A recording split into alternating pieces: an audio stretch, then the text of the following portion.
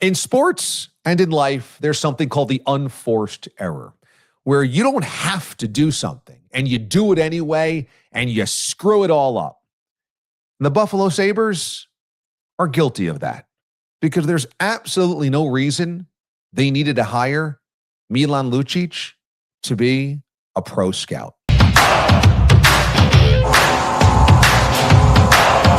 The hiring of Milan Lucic to be a scout for the Sabres just brings up so many bad memories and bad juice for Sabres fans. This was effectively the end of the Sabres as a competitive team. It was early November of 2011, and I remember this game very, very well because at the time I was working for the Boston Bruins radio network. I was hosting evenings on 98.5 The Sports Hub in Boston and doing post-game shows of the Bruins after their games at night.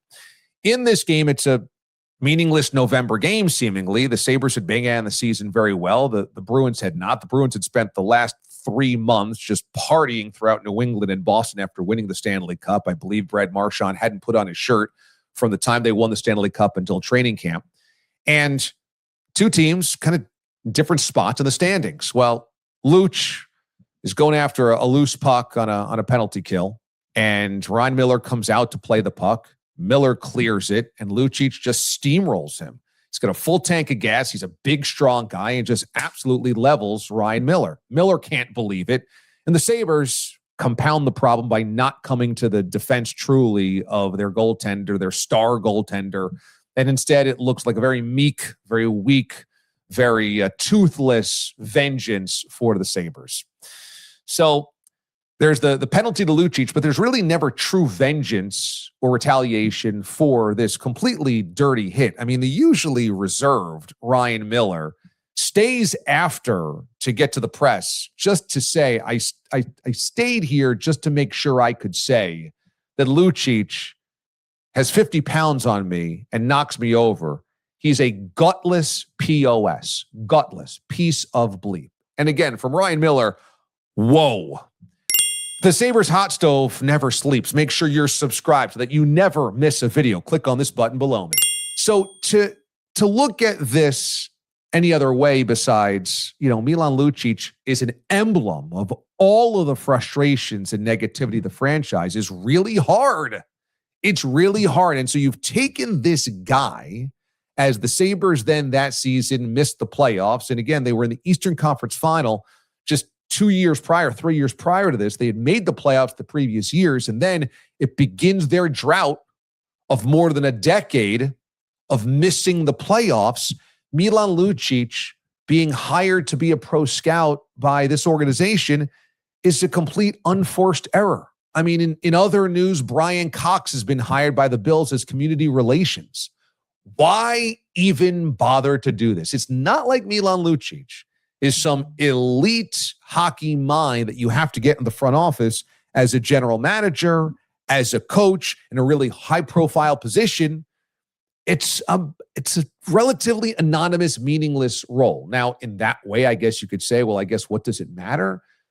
But again, I would say you are at a moment where the city fell in love with you again. Everybody's optimistic. You just pulled the sweater over the head of the Chicago Blackhawks and pounded them into submission with the Bo Byram trade.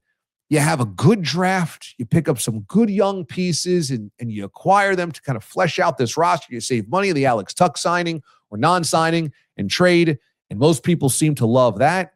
You're coming off the playoff run, and now why do you need to add Luch into the mix here?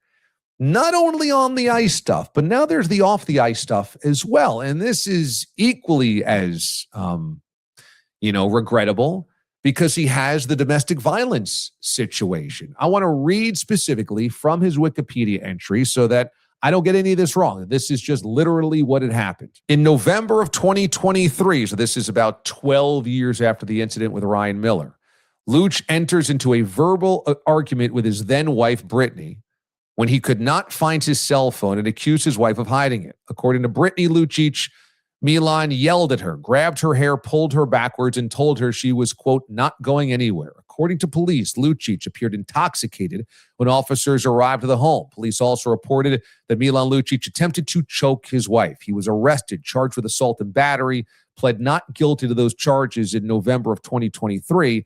But at that moment in time, he was on the Boston Bruins on a 1-year contract coming back to the team. They put him on indefinite leave and really never allowed him back. So the Bruins had distanced themselves from Milan Lucic. In February of that year, prosecutors dropped the charges against Lucic after Brittany chose not to testify against Milan, invoking the legal principle known as marital privilege to avoid being subpoenaed. It should be noted, though, that 2 months after she did this, Brittany Lucic filed for divorce, citing irreconcilable differences. Okay, that's that part. So Lucic then can't find a job in the NHL, so he's got to go to the UK. It should be noted there, this followed him. He gets signed by the Fife Flyers of the British Elite League, okay?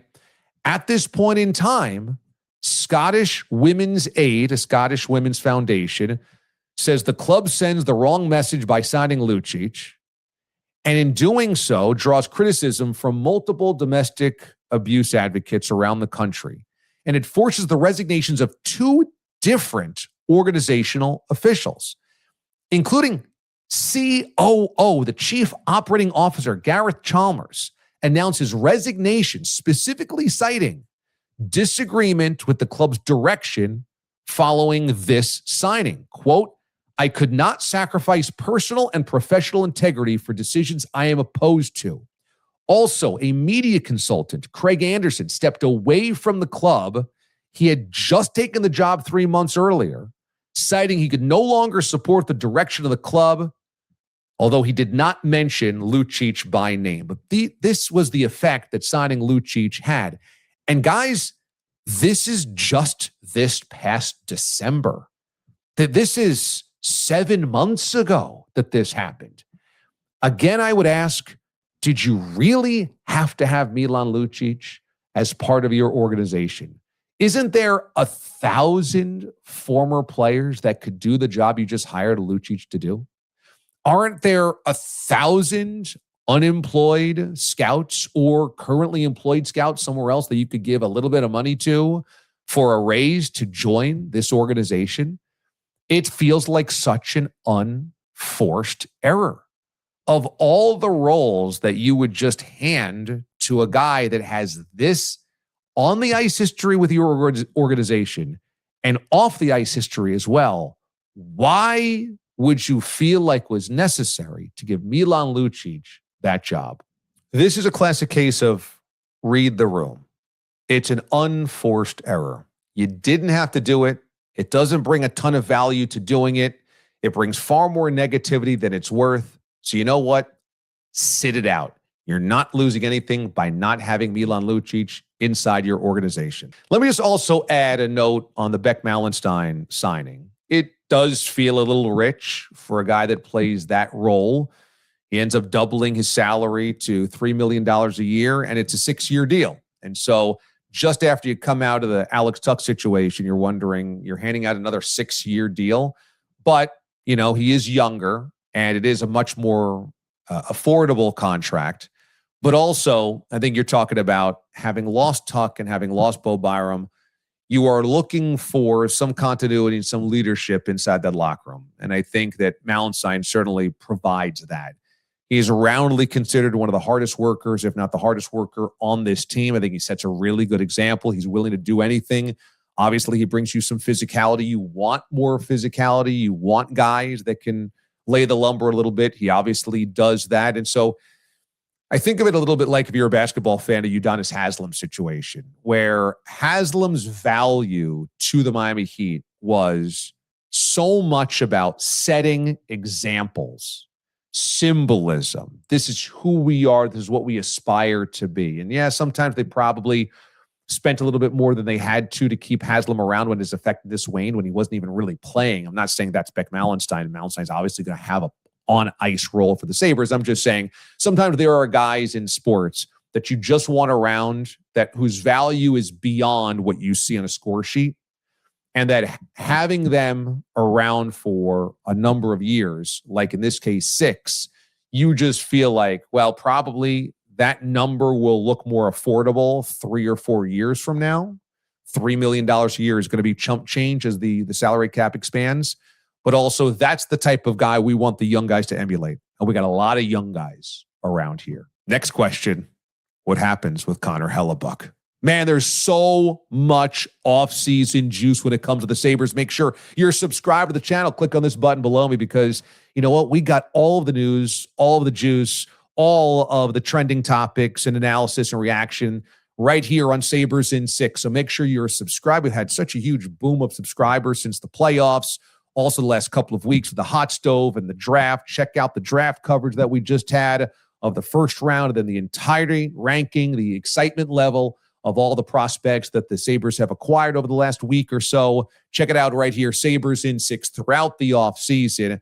Bang it right here for your subscribe button. And if you're a Bills fan, we got plenty of Bills coverage as part of Billsmatic, including a wonderful conversation with Tyler Dunn about Josh Allen, looking forward, and what to expect from DJ Moore. And if you're a Syracuse fan, such as myself, make sure you're also subscribed to the channel because I've got Orange Fizz right here, plenty of Syracuse coverage and upcoming this fall, reaction after every single football game. All right. So make sure you're locked in and listen to me on SiriusXM Channel 82, Mad Dog Sports Radio, weekday mornings. I'm DA, Damon Amendolara. Thanks for watching, everybody.